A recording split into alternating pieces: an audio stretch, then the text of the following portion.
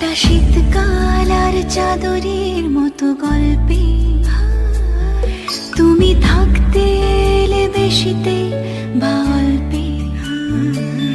একটা শীতকাল আর চাদরের মতো গল্পে তুমি থাকতে এলে বেশিতে বা অল্পে। রোজই ফুটিয়ে গেলে ফুল কিংবা আলপিন, ভাবছি যাকে সে কি তুমি নও। একটা নাম না জানা বাড়ির পাঁচিলে জানি দেখা না দিয়ে